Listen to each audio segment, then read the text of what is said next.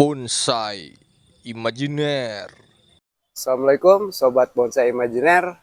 Gimana kabar teman-teman hari ini? Semoga kita semua sehat walafiat ya. Dan terus bisa berkreasi, beraktivitas seperti biasanya. Teman-teman, pada hari ini ada kembali bahan bonsai ilang-ilang yang cukup sederhana. Kita mau lihat nanti nih di tangan Master of Bonsai Imajiner ini bahan yang sederhana ini akan jadi seperti apa. Halo Master.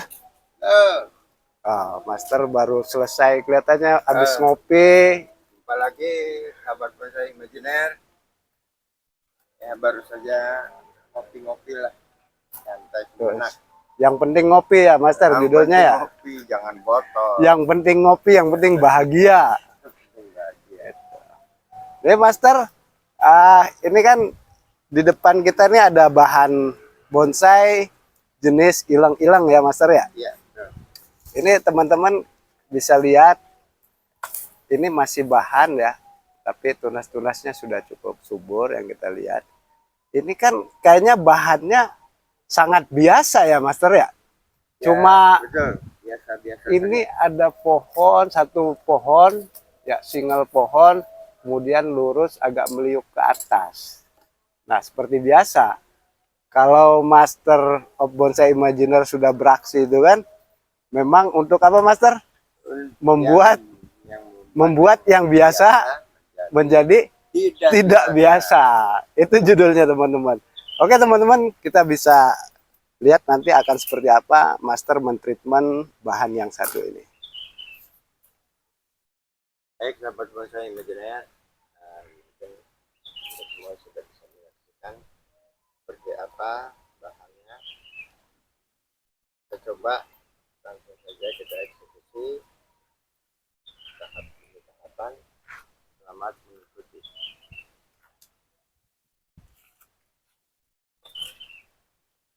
Biasa, seperti biasa teman-teman. Kalau kita ngelihat polanya Master itu, setiap menyentuh bahan-bahan bonsai itu biasanya melakukan pemilihan bagian yang harus dibuang dan harus dipertahankan ya Master ya. Betul. Ini sedang ya part-part yang mungkin tidak dibutuhkan tadi sedang dipotong oleh Master, atau dengan istilah lain ya termasuk pruning juga ya Master ya, seperti itu. Pemilihan cabang-cabang untuk kita treatment lanjutan. Ini sepertinya baru mulai Master langsung dihabisin semua tadi nih teman-teman, bagian tunas yang numbuh, dan itu bisa dilihat yang disisakan cuma ada dua bagian yang ada di paling atas. Ya, seperti biasa kita melakukan perapihan. Ini bagian-bagian batang ini sedang dirapikan teman-teman. Ini kita biarkan untuk menjadi karakter Ornamen. sedikit ada sentuhan ornamen, Iya. lebih estetik lagi ya. Tapi tetap rapi ya Master ya. Tetap. Jadi ornamen itu bukan sekedar ninggalin satu jejak atau bekas, tapi memang sudah diperhitungkan sepertinya oleh Master nanti fungsinya secara visual itu apa, kira-kira gitu ya Master ya. Jadi setiap bagian yang memang dipola atau dibentuk itu punya fungsi estetik Ya, itu dan tujuannya tujuan lebih estetik lagi.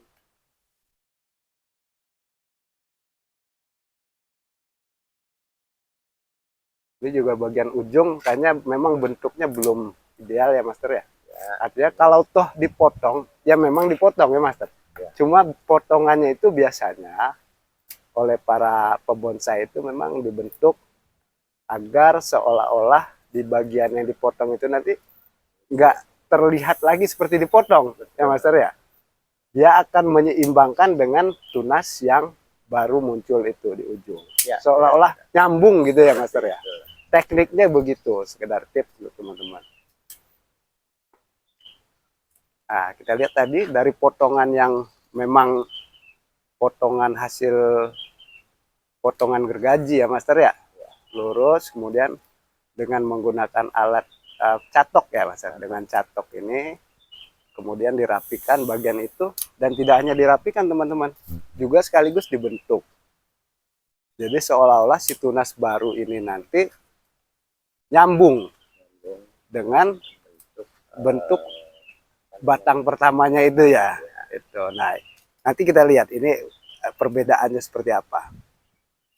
Ini sedang dirapikan oleh master dan sedikitlah dipoles biar nanti view-nya itu seolah-olah si tunas yang dua ini itu nyambung dengan pohon batang asalnya. Nah, teman-teman sudah bisa lihat, ini kan sudah kelihatan bedanya. Ini sentuhan sederhana yang merubah suasana, ya Master ya? Karena sudah berbeda. Kesannya sudah berbeda. Setelah dicatok biasa, umumnya digunakan pisau yang tajam ya Master ya, atau lebih sederhananya ya cutter lah ya Master, untuk menghaluskan bagian-bagian bekas potongan tadi.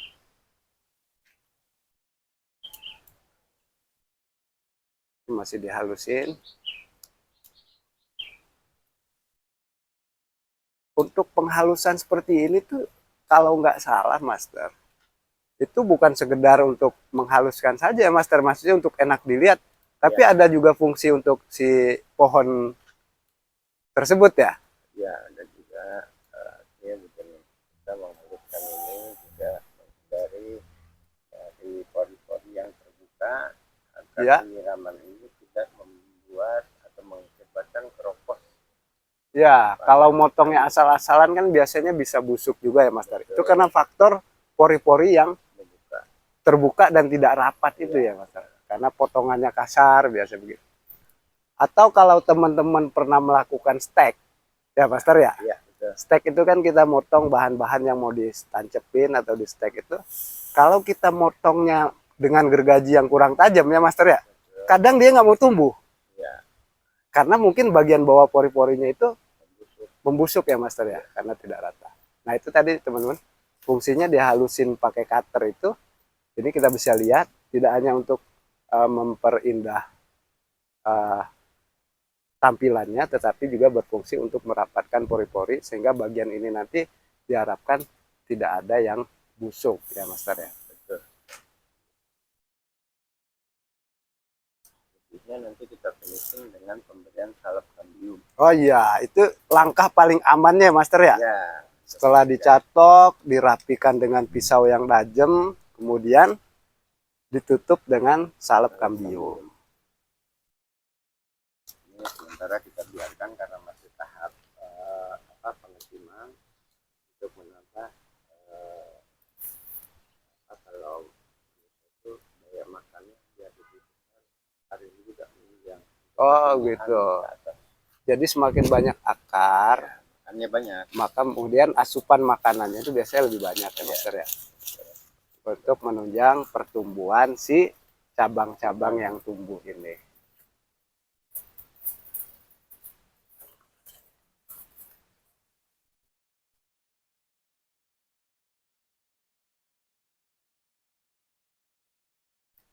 Oke teman-teman, mungkin kita lihat ini Master.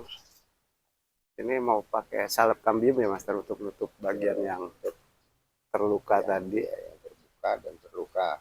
Terbuka dan terluka. Jadi ini sebagai bentuk kasih sayang juga ya ke tumbuhan ya Master ya. Harus dengan kasih sayang. Kalau berani melukai harus berani mengobati kan gitu ya Master.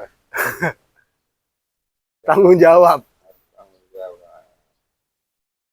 Ya, memang tumbuhan ini tidak berbicara, tapi dia punya rasa. Tapi dia hidup ya Master ya. Dan nanti akan bereaksi, akan merespon dari bentuk kasih sayang dengan tampilan yang lebih subur, lebih baik. Nah, ketika kita menyayangi tanaman itu, dia akan merespon, memberikan tampilan yang lebih baik.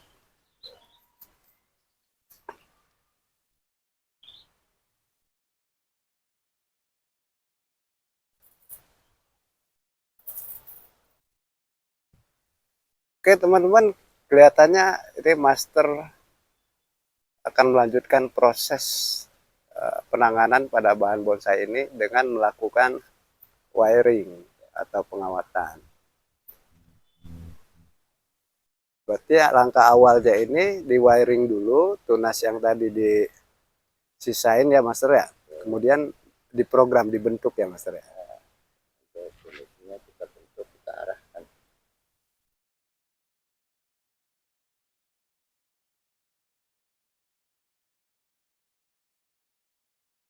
Ini menggunakan kawat 3 ya Master. Kawat 2. Oh, kawat 2. Karena menyesuaikan dengan besaran cabang. Ini dengan kawat 2 sudah cukup ya Master ya. Ya.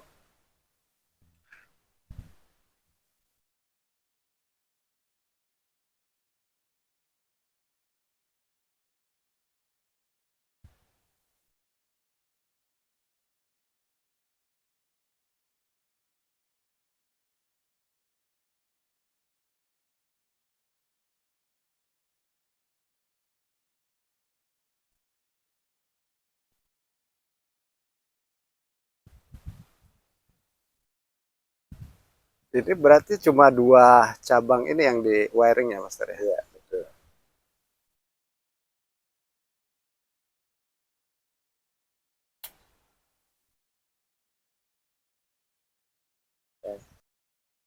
Oke, sudah selesai pengawatan. Berikutnya apa nih Master? Kita pengarahan cabang yang sudah kita kawat tadi. Oh iya, Kita kurangi dulu. dikurangi beberapa ranting atau daun yang tumbuh di anak cabang ini. Kita mulai saja. Tips juga untuk para sahabat pecinta imajiner, ketika kita mengadakan atau melakukan penekukan, ini harus kita perhatikan arah lilitan. Jadi harus dengan searah lilitan. Menekuk cabangnya searah dengan lilitan kawat. Ya. Mau ditekuk kemana terserah ya Master ya. Mau ke atas, ke bawah, kiri, kanan, tapi ikuti lilitan kawat. Ya. Gitu ya Master ya. Tidak terjadi posisi kendor dalam lilitan di cabang.